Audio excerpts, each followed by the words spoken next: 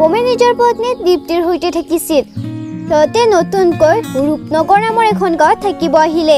দীপ্তি তাত নতুনকৈ আহিছিল, সেইবাবে তাই বেছি মানুহৰ লগত কথা নাপাতিছিল।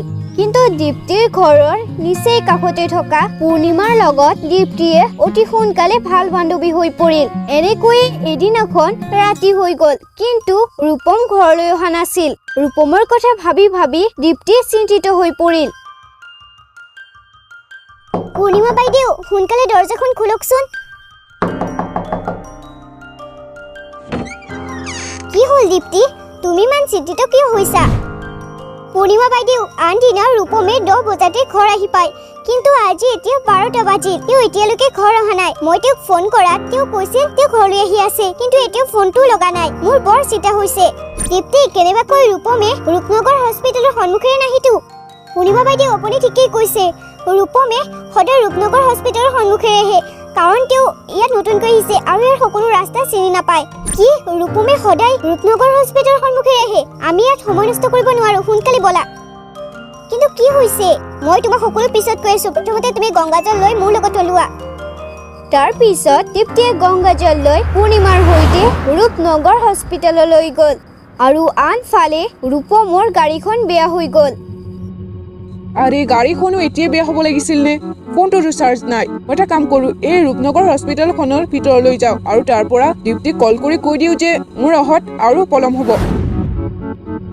যেতিয়া ৰূপমে ৰূপনগৰ হস্পিটেললৈ যাব ধৰিলে, তেতিয়াই তাৰ সন্মুখত এজনী চুৰেল আহি গ'ল। ময়েই তোৰ গাড়ীখন বেয়া কৰিছো, কাৰণ মই এতিয়া তোৰ কলিজাটো উলিয়াই নিজৰ লগত লৈ যাম। কিন্তু কিয়?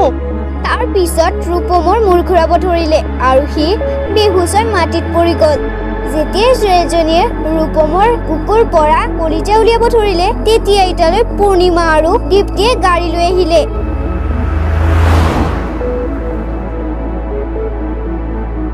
ৰ'বা চুৰেল, মোক কলিজা উলিয়াবলৈ বাধা দিবি? যেতিয়া চুৰেলজনীয়ে দীপ্তিৰ ওচৰলৈ আহিব ধৰিলে, দীপ্তিয়ে গংগা জলখিনি চুৰেলৰ গাত ছটিয়াই দিলে। তাৰপিছত চুৰেলজনীয়ে চটবটাই তাৰ পৰা অন্তৰ্ধান হৈ গ'ল আৰু দীপ্তিয়ে ৰূপমক ঘৰলৈ লৈ আহিল। অলপ সময় পিছত ৰূপমেও নিজৰ জ্ঞান ঘূৰাই পালে। পূৰ্ণিমা বাইদেউ, সেই চুৰেলজনী কোন আছিল আৰু ৰূপমৰ কলিজা কিয় উলিয়াব বিচাৰিছিল?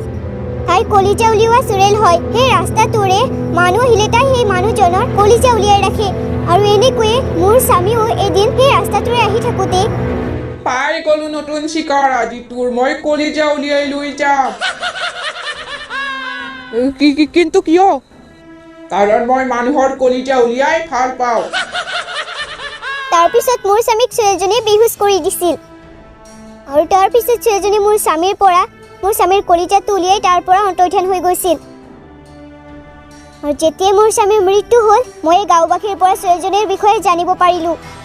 আপুনি কি গম পালে বাৰু?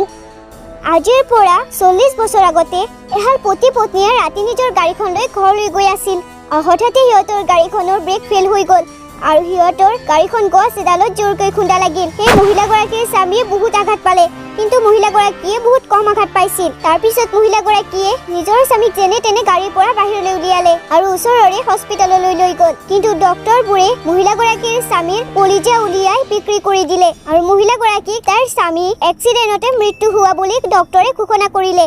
আৰু মহিলাগৰাকীয়ে যেতিয়া সকলো ঘটনা গম পালে, তাই সেই ডক্টৰবোৰৰ ওপৰত কোৰ্ট কেছ কৰিলে, কিন্তু ডক্টৰবোৰে কোৰ্টত টকা ভেটি দি কেছটো জিকি ল'লে, যাৰ ফলত সেই মহিলাগৰাকীয়ে সেইটো সহ্য কৰিব নোৱাৰি নিজে মৰি থাকিল। তেতিয়াৰ পৰা সেই মহিলাগৰাকীয়ে চুৰেল হৈ গ'ল, আৰু তাইক কলিজা উলিওৱা চুৰেল হৈ গ'ল। তেতিয়াৰ পৰা সেই ৰাস্তাটোৰে কোনোবা মানুহ গ'লে সেই মানুহজনৰ কলিজা উলিয়াই চুৰেলজনীয়ে লগত ৰাখে, আৰু সেই মহিলাগৰাকী চুৰেল হোৱাৰ পিছত দুজনী নাৰ্ছৰ কলিজা উলিয়াই ল'লে।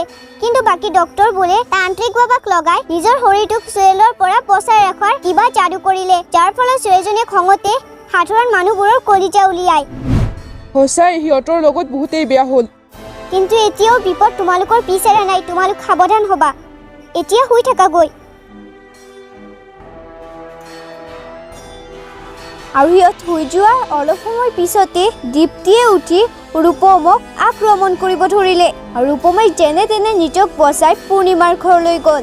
আৰু ৰূপমে পূৰ্ণিমাক সকলো কথা কোৱাৰ পিছত পূৰ্ণিমাৰ সৈতে ৰূপম ঘৰলৈ আহিলে। মই জানো তুমি দীপ্তিৰ শৰীৰটো কব্জা কৰিছা। আমি তোমাৰ কষ্টবোৰ বুজি পাইছো, কিন্তু তাৰ অৰ্থ এইটো নহয় যে তুমি সাধাৰণ মানুহবোৰক মাৰি তেওঁৰ পত্নীবোৰক তুমি পোৱা দুখবোৰ দিবা। যেতিয়ালৈকে মোৰ স্বামীৰ হত্যাকাৰীয়ে শাস্তি নাপায় তেতিয়ালৈকে মই সাধাৰণ মানুহবোৰৰ কলিজা উলিয়াই ৰাখিম। চোৱা চুৰেল, তোমাৰ লগত বহুত বেয়া হ'ল। মই এজন উকিল হয়, আৰু যিবোৰ ডক্তৰে পইচা দি কেছ জিকিছিল সেইবোৰক মই শাস্তি দিহে এৰিম। প্ৰথমতে তুমি মোৰ পত্নীৰ শৰীৰটো এৰি দিয়া। মই তোমাক ভিক্ষা খুজিছো। মই তোৰ কথা কেনেকৈ বিশ্বাস কৰি লওঁ? তই যে সেই ডক্তৰবোৰক শাস্তি দিবি। মই যদি ডক্তৰবোৰক শাস্তি দিব নোৱাৰো তেনেহ'লে তুমি আহি মোৰ কলিজা উলিয়াই ল'বা। মই তোমাক বাধা নিদিওঁ। তুমি মাথো মোৰ বিশ্বাস কৰা, মই ডাঙৰ উকিল হয় আৰু মই ডক্তৰবোৰক শাস্তি দিমেই।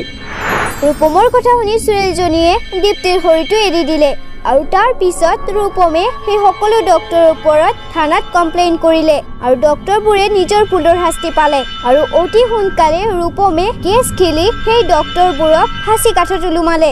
আৰু ডক্তৰবোৰে শাস্তি পোৱাৰ পিছত চুৰেলজনীয়ে ৰূপমৰ ওচৰলৈ আহিলে আৰু ৰূপমক ধন্যবাদ দি সদায়ৰ কাৰণে অন্তৰ্ধান হৈ গ'ল।